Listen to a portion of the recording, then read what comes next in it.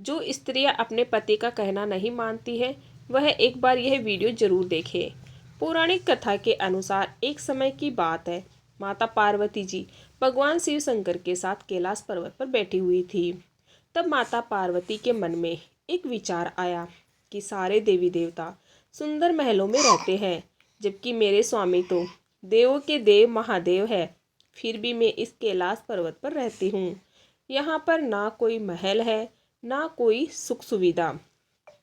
ऐसा मन में सोचकर माता पार्वती जी ने भगवान शिव शंकर से कहा कि हे स्वामी, सभी देवी देवता तो अच्छे अच्छे महलों में रहते हैं, आप इस कैलाश पर्वत पर क्यों वास करते हैं?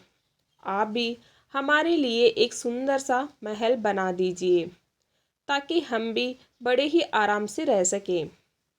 माता पार्वती जी की यह बात सुनकर भगवान शिव शंकर थोड़ा सा मुस्कुराए और फिर वे बिना कुछ कहे समाधि में लीन हो गए।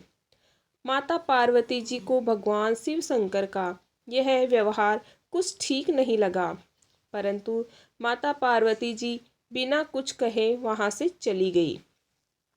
जब भगवान शिव शंकर अपने समाधि से जागे तो माता पार्वती जी ने फिर से शिव जी से कहा कि हे स्वामी, मेरे मन में भी दूसरे देवी देवताओं की तरह महल में रहने की इच्छा है, इसलिए आप हमारे लिए एक सुंदर सा महल बनवा दीजिए।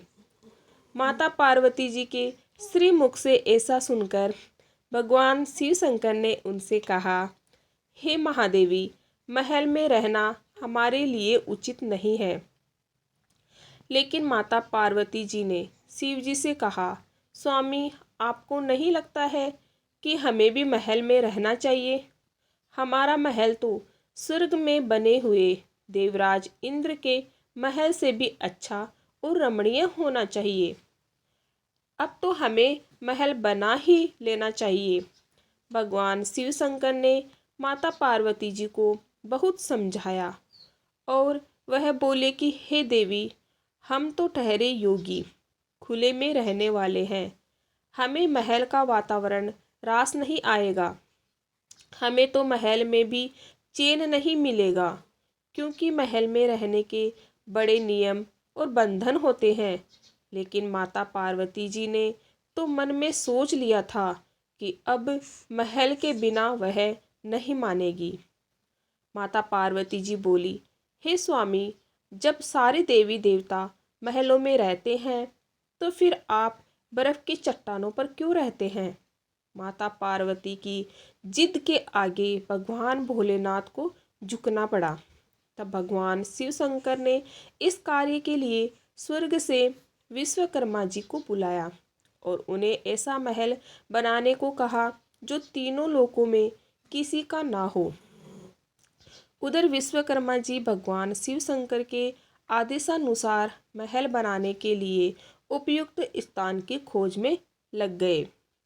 स्थान की खोज करते हुए उन्हें एक ऐसा स्थान दिखाई दिया जो चारों ओर से पानी से घिरा हुआ था और बीच में तीन सुंदर सुंदर बड़े बड़े पहाड़ थे। उन पहाड़ों पर तरह तरह के फूल और वनस्पतियां थी। उस स्थान को देखकर विश्वकर्मा जी ने उसके बारे में माता पार्वती जी को बताया। जब माता पार्वती जी ने उस स्थान के बारे में सुना तो उन्होंने खुश होकर महल बनाने का आदेश दे दिया।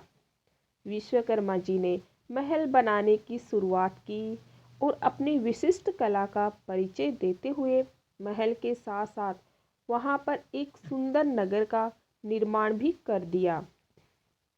वह नगर देखने में बहुत सुंदर था। जब उस महल को माता पार्वती ने देखा तो उनकी प्रसन्नता का ठिकाना ना रहा।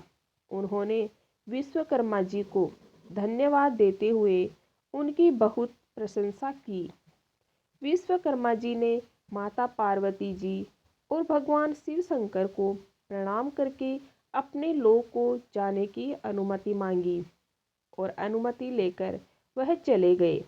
घर बनाने का कार्य तो पूरा हो चुका था। अब माता पार्वती जी ने शिव जी से कहकर गृह प्रवेश का शुभ मुहूर्त निकलवाया। गृह प्रवेश का सारा काम ऋषि विश्रवा को सौंपा गया। सभी देवता भी गृह प्रवेश में आए हुए थे। जिसने भी उस महल को देखा तो सभी आश्चर्यचकित होकर उसकी प्रशंसा कर रहे थे। वास्तव में वह महल बना ही अद्भुत था। गृह प्रवेश विधि के पूर्ण होने के बाद भगवान शिव शंकर ने ऋषि विश्रवा को दक्षिणा मांगने को कहा। वह बोले, प्रभु, क्या कोई भक्त अपने भगवान से कुछ लेता है? ऐसा करके तो मैं पाप का भागी बन जाऊंगा। मुझे कोई दक्षिणा नहीं चाहिए। यह कहकर ऋषि विश्रवा जाने लगे तो भगवान शिव ने कहा, आपको दक्षिणा तो लेनी ही पड़ेगी। जब तक आचार्य को दक्षिणा न दी जाए तब तक कोई शुभ कार्य पूरा नहीं होता है। भगवान शिव की माया से ऋषि विश्रवा का मन उस बने हुए नए नगर पर आ गया। बार बार आग्रह करने पर उन्होंने दक्षिणा के स्वरूप उस महल सहित नगर को ही मांग लिया। ब्राह्मण को दक्षिणा के रूप में उसके मुँह मांगी वस्तु दी जाती है। इसलिए भगवान शिव जी ने उस लंका को ऋषि विश्रवा को दान कर दिया। भगवान शिव के द्वारा अपने भवन को दान कर देने से माता पार्वती जी को ऋषि विश्रवा पर बहुत क्रोध आया और माता पार्वती जी ने कहा, तुम तो आचार्य कहलाने के योग्य भी नहीं हो। भोलेनाथ की सरलता का लाभ उठाकर तुमने बड़ी ही कुटिलता से मेरे प्यारे महल को हर लिया है। इसके लिए मैं तुम्हें श्राप देती हूँ कि भगवान शिव शंकर का अंश ही एक दिन इस महल और इस नगर को जलाकर राख कर देगा। इसके साथ ही तुम्हारे कुल का विनाश आरंभ हो जाएगा। धार्मिक ग्रंथों के अनुसार ऋषि विश्रवा ने उस लंका को अपने पुत्र कुबेर को दे दिया, लेकिन कुबेर को निकालकर लंका पर रावण ने अपना अधिकार कर लिया। माता पार्वती जी के श्राप के कारण शिव जी के अंश हनुमान जी ने लंका जलाई और ऋषि विश्रवा के पुत्र रावण, कुंभकर्ण और समस्त कुल का विनाश हुआ। मर्यादा पुरुषोत्तम भगवान श्री राम की शरण में होने से विभीषण बच गए। वीडियो पसंद आए तो कमेंट में जय श्री राम अवश्य लिखें और चैनल को लाइक से सब्सक्राइब जरूर करें। Okay, thank you everyone.